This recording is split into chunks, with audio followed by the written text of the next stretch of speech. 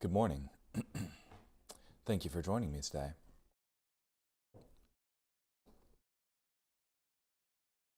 This morning we'll be in Leviticus chapter 19, verse 1 through chapter 20, verse 21.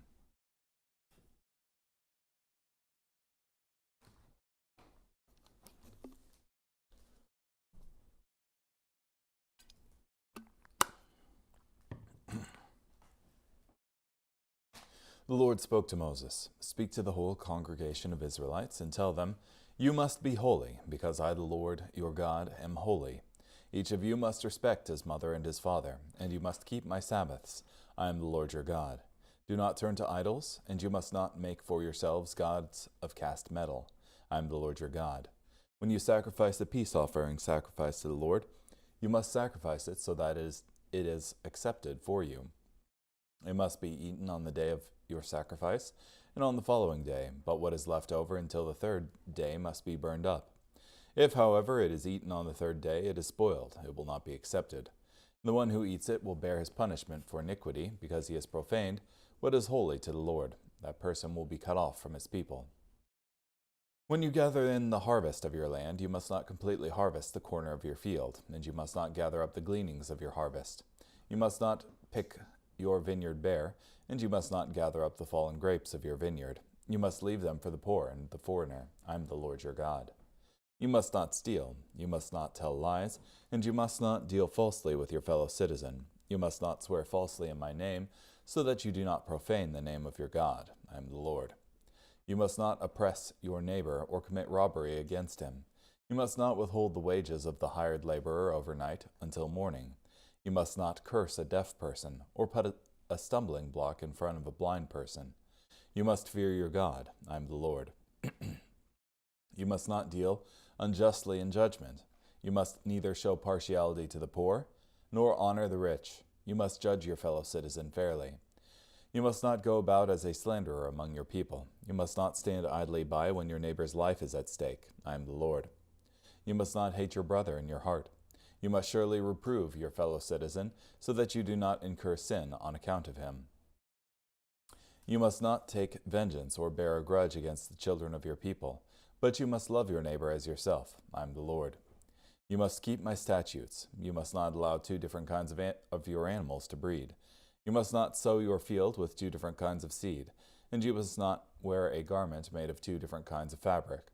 When a man has sexual intercourse with a woman, although she is a slave woman designated for another man, and she has not yet been ransomed, or freedom has not been granted to her, there will be an obligation to pay compensation. They must not be put to death, because she was not free. He must bring his guilt offering to the Lord at the entrance of the meeting tent, a guilt offering ram, and the priest is to make atonement for him with a ram of the guilt offering before the Lord for his sin that he has committed, and he will be forgiven of his sin that he has committed. When you enter the land and plant any fruit tree, you must consider its fruit to be forbidden. 3 years it will be forbidden to you. It must not be eaten. In the 4th year, all its fruit will be holy, praise offerings to the Lord. Then in the 5th year, you may eat its fruit to add its produce to your harvest. I am the Lord your God. You must not eat anything with the blood still in it. You must not practice either divination or soothsaying. You must not round off the corners of the hair on your head, or ruin the corners of your beard. You must not slash your body for a dead person, or incise a tattoo on yourself. I am the Lord. Do not profane your daughter by making her a prostitute, so that the land does not practice prostitution and become full of lewdness. You must keep my Sabbaths and fear my sanctuary. I am the Lord. Do not turn to the spirits of the dead, and do not seek familiar spirits to become unclean by them. I am the Lord your God. You must stand up in the presence of the aged, honor the presence of an elder, and fear your God. I am the Lord. When a foreigner resides with you in your land, you must not oppress him.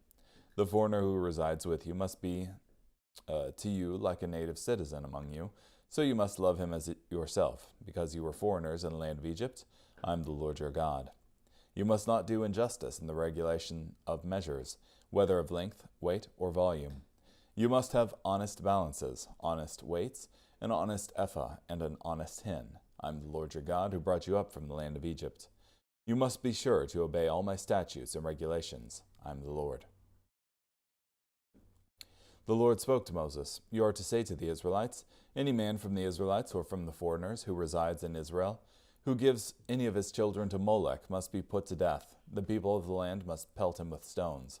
I myself will set my face against that man and cut him off from the midst of his people, because he has given some of his children to Molech, and thereby defiled my sanctuary and profaned my holy name. If, however, the people of the land shut their eyes to that man, when he gives some of his children to Molech, so that they do not put him to death, I myself will set my face against that man and his clan. I will cut off from the midst of their people both him and all who follow after him in spiritual prostitution, to commit prostitution by worshipping Molech. The person who turns to the spirits of the dead and familiar spirits to commit prostitution by going after them, I will set my face against that person and cut him off from the midst of his people. You must sanctify yourselves and be holy, because I am the Lord your God. You must be sure to obey my statutes. I am the Lord who sanctifies you. If anyone curses his father and mother, he must be put to death. He has cursed his father and mother. His blood guilt is on himself. If a man commits adultery with his neighbor's wife, both the adulterer and the adulteress must be put to death. If a man has sexual intercourse with his father's wife, he has exposed his father's nakedness. Both of them must be put to death. Their blood guilt is on themselves. If a man has sexual intercourse with his daughter-in-law, both of them must be put to death. They have committed perversion. Their blood guilt is on themselves. If a man has sexual intercourse with a male, as one has sexual intercourse with a woman, the two of them have committed an abomination. They must be put to death. Their blood guilt is on themselves. If a man has sexual intercourse with both a woman and her mother, it is lewdness. Both he and they must be burned to death, so that there is no lewdness in your midst. If a man has sexual intercourse with any animal, he must be put to death, and you must kill the animal. If a woman approaches any animal to have sexual intercourse with it, you must kill the woman, and the animal must be put to death. Their blood guilt is on themselves. If a man has sexual intercourse with his sister, whether the daughter of his father or his mother, so that he sees her nakedness, and she sees his nakedness, it is a disgrace. They must be cut off in the sight of the children of their people. He has exposed his sister's nakedness. He will bear his punishment for iniquity. If a man has sexual intercourse with a menstruating woman and uncovers her nakedness, he has laid bare her fountain of blood, and she has exposed the fountain of her blood, so both of them must be cut off from the midst of their people.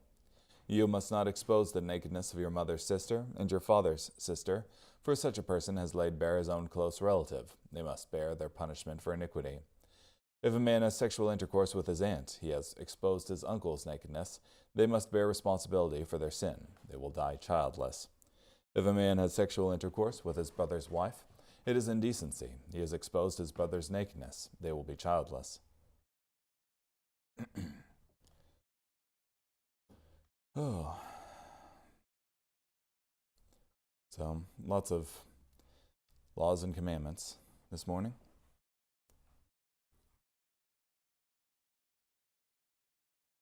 At the start of Leviticus 19, it says, "Speak to all the congregation of the children of Israel and say to them, you shall be holy, for I, the Lord your God, am holy." Holiness is, there's an aspect of separation there, of apartness, and the separation that's being entailed there is being separate unto God. And I think you can see that in a lot of the, in a lot of the regulations of Israel, this separateness. Even the laws themselves point to separateness of not crossbreeding your animals, or not wearing clothing made of two different types of fabric. There's a removal of the intermingling and a separateness. There's also a righteousness there.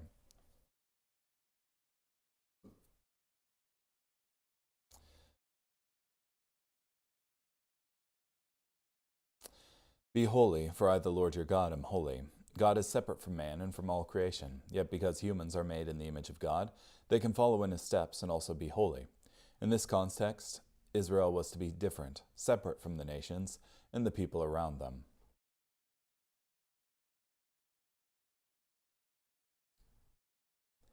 Every one of you shall revere his mother and father, This line essentially repeats the idea of the fifth commandment.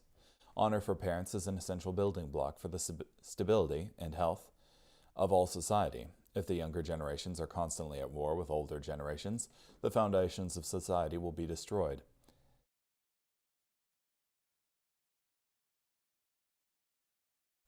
Keep my Sabbaths.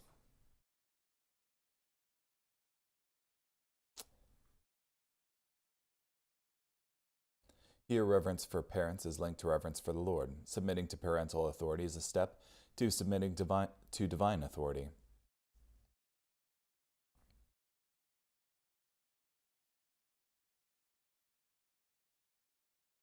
Like everything in the Bible, we understand this from the perspective of the whole Bible, not this single passage. With this understanding, we see that there is a real sense in which Jesus fulfilled the purpose and plan of the Sabbath for us and in us.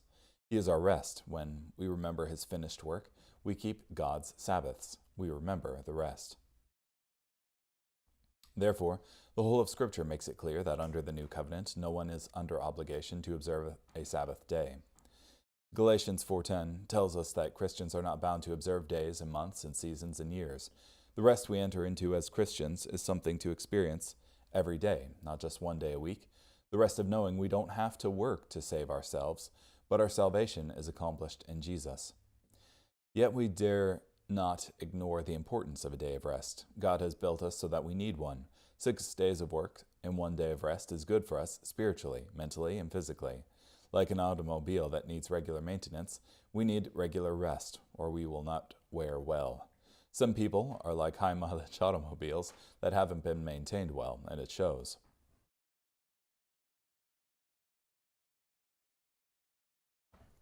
Yeah, I think this is important to realize that part of the Sabbath is this idea of resting from works. That is,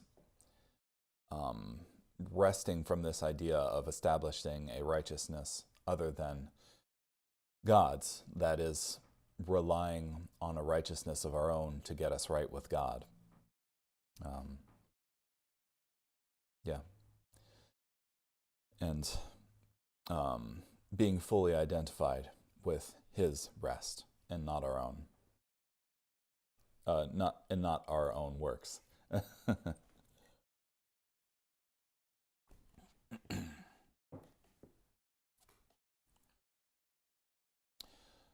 Do not turn to idols, nor make yourselves molded gods. Israel had significant trouble with the worship of idols until the Babylonian captivity, some 800 years from the time of Leviticus. The attraction was not so much to the molded gods themselves as to what they represented: financial success, pleasure, and self-worship. After the Babylonian captivity, Israel was cured of her gross idolatry of molded gods and began a more dangerous form of idolatry of the nation itself, idolatry of the temple and its ceremonies, and an idolatry of tradition. Yeah.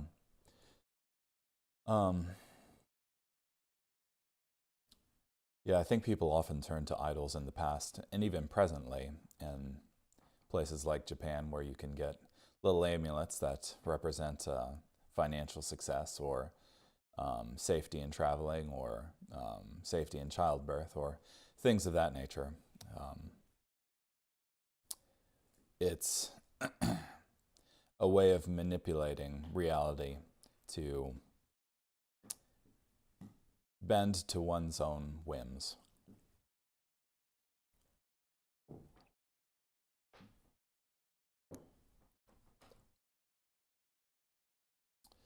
You shall not wholly reap the corners of your field. This was one of the public assistance programs in Israel. Farmers were not to completely harvest their fields, so the poor and needy could come and glean the remains for themselves.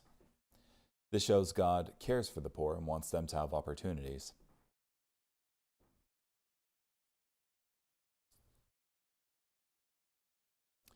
You shall not steal. In essence, this repeats the 8th commandment.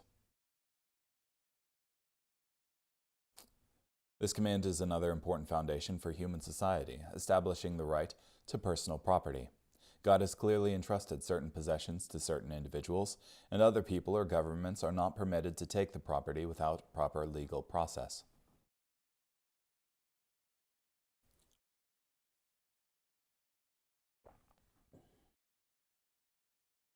You shall not swear by my name falsely.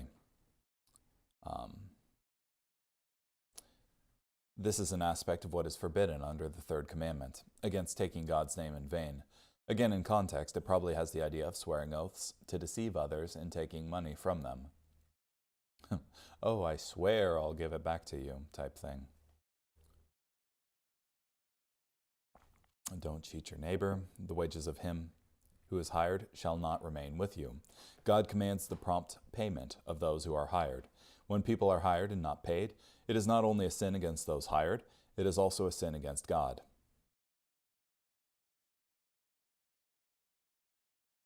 You shall not curse the deaf. God commanded Israel to not mistreat those with physical disabilities. Cursing the deaf is cruel because they can't hear your curse, though others can. To put a stumbling block before the blind is just mean.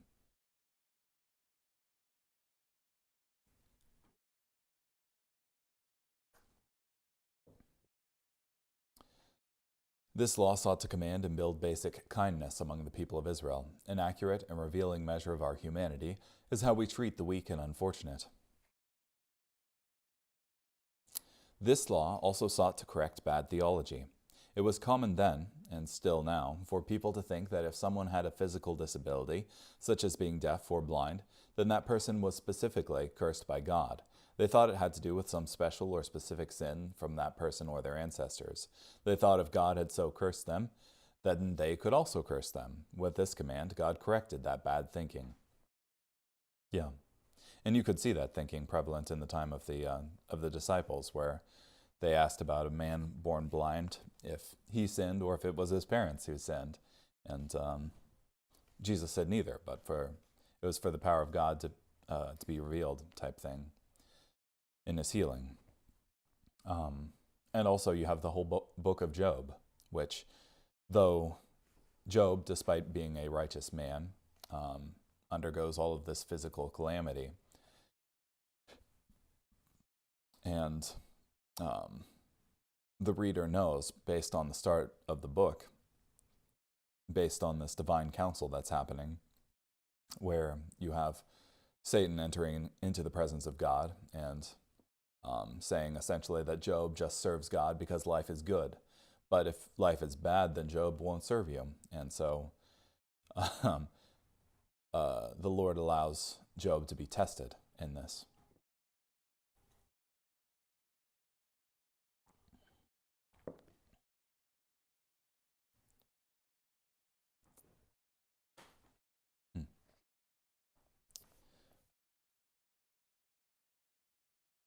You shall not be partial to the poor, nor honor the person of the mighty. To give preference to a person just because they are poor, or just because they are mighty, is to do injustice and judgment. It should not be done. This specific command speaks against a popular philosophy in the modern Western world, an aspect of what is known as critical theory. Basically divides everyone into one of two categories, the oppressors and the victims. Their idea is that all who are mighty are oppressors, and all who are poor are victims, and that preference should always be given to the poor, whom they understand to be victims. This goes against what God commands. This is to do injustice and judgment. Certainly it is more common to honor the person of the mighty than it is to be partial to the poor. Both are sins. They both are an injustice. Things should be judged according to truth and evidence of the truth, not according to class theories. As God says, in righteousness you shall judge your neighbor. Yeah.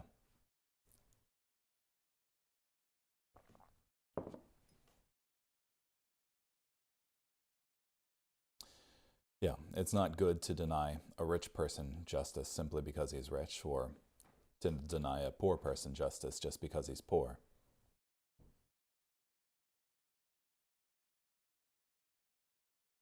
You shall not go about as a talebearer among your people. A talebearer is essentially a gossip, someone who cannot mind their own business. They take great pleasure in talking about the lives of others and spreading stories.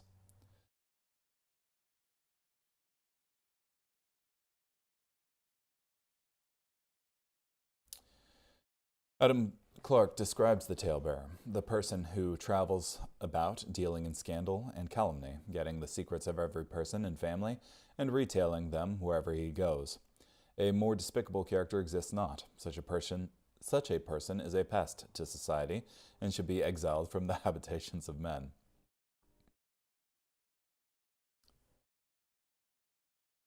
Nor shall you take a stand against the life of your neighbor. God commands us to promote and protect the lives of those around us. We have no excuse to be indifferent to the loss of life. You shall not hate your brother in your heart. God desires to change our hearts to love our neighbors.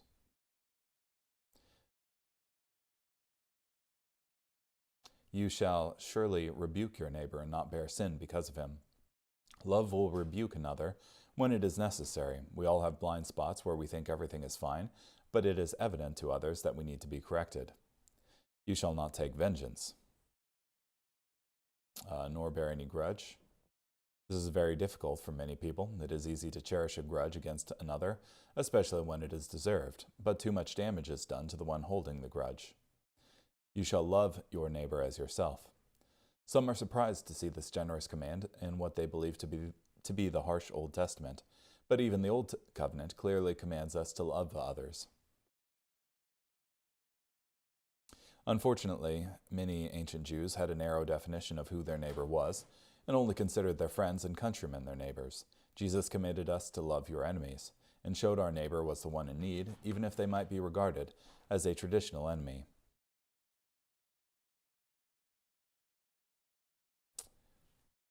The command to love your neighbor as yourself is a simple yet commonly misunderstood command. This doesn't mean that we must love ourselves before we can love anyone else. It means that in the same way we take care of ourselves and are concerned about our own interests, we should take care and have concern for the interests of others. Yeah. From C.S. Lewis, he says, loving someone doesn't mean thinking them a particularly good person, of even agreeing with them, but watching out for the good of them.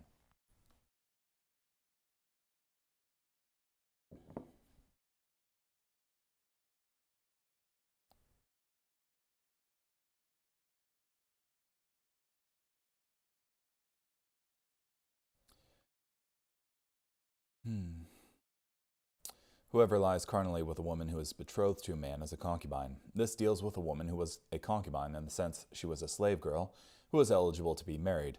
This is the situation described. A slave girl is engaged to marry a free man, and then a different man has sex with her. Normally, the penalty was death, but because the woman was a slave and was presumed to be not free to resist, or guarded by a father, the penalty was not death. Yet because of the rape, she was not marriable to her fiancé, so he must be reimbursed.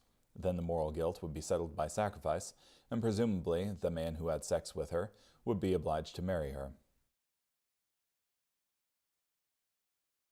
It is worth noting that only the man was considered blameworthy, not the female slave. Being a slave, the woman may have felt she had little recourse in resisting a man who was a free man and thus more powerful both in the social and economic spheres.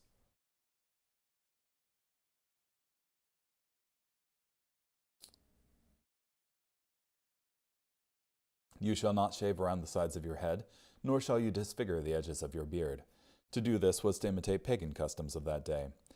Today, Jewish Orthodox men are noticeable by their untrimmed beards and the long curly locks on the sides of their heads. Cutting in the flesh for the dead, nor tattoo any marks on you. These were also pagan practices God wanted Israel to be separate from. The trimming of the hair, the beard, cutting, and tattoos were all connected with pagan rites of mourning.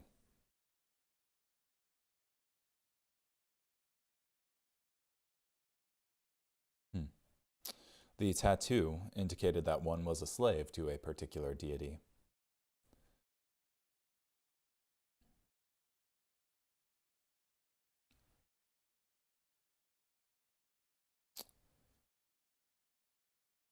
Pagans and familiar spirits. You shall rise before the gray-headed and honor the presence of an old man. These are all expositions on the principle of you shall love your neighbor as yourself. If we were the old man or the stranger or the consumer, we would want fair and kind treatment.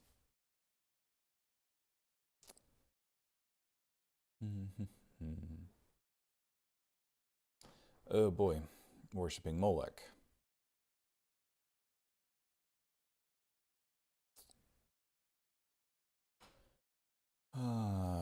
Yep.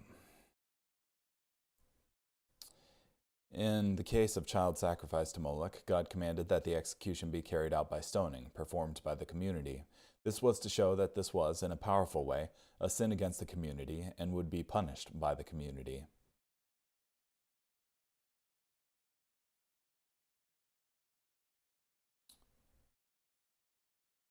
And the person turns to mediums and familiar spirits to prostitute himself, I will set my face against that person and cut them off from his people. In this specific passage, God gave Israel nothing to do regarding the penalty. He simply said that He would execute the penalty. Involvement in such occult practices will always separate someone from God. This was the driving force behind the Ephesian church's dramatic rejection of magic and occult materials. Their hearts were turned to God, so they automatically turned away from mediums and familiar spirits.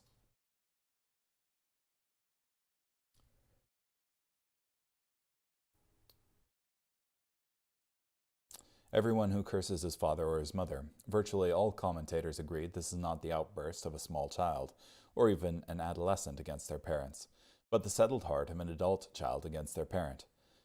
Such intergenerational warfare was not to be tolerated and was punishable by death. This was a crime against the family and the community.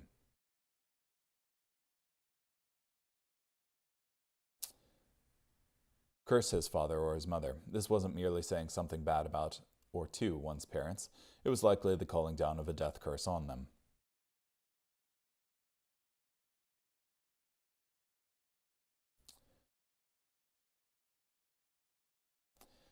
The adulterer and the adulteress shall surely be put to death.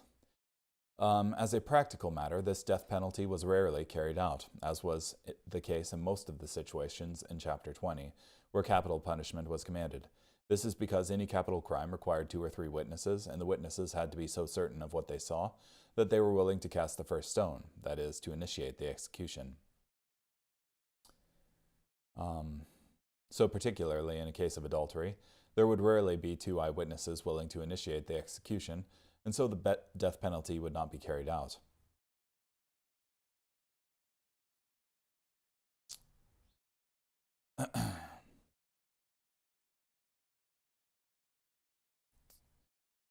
Shall surely be put to death. Even though the death penalty was carried out so rarely in ancient Israel, especially for these crimes, it still did good for Israel to have it.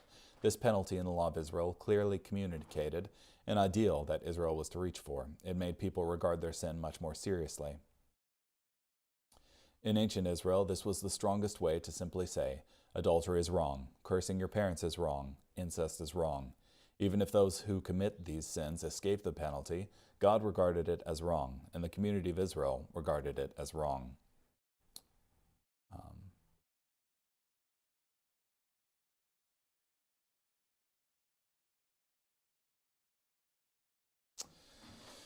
Yeah.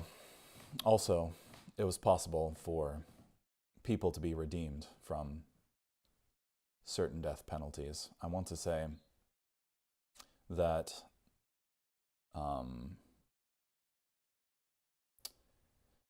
only in the case of sorcery was a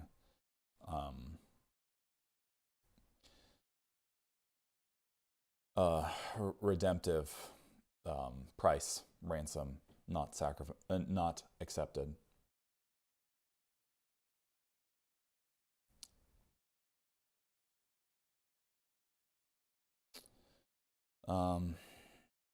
Let's see.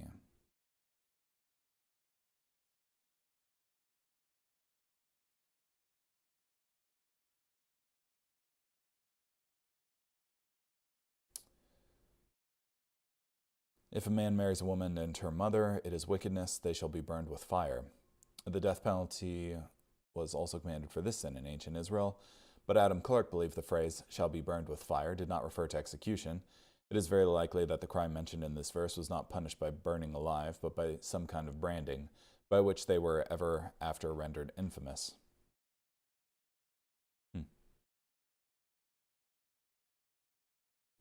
Yeah.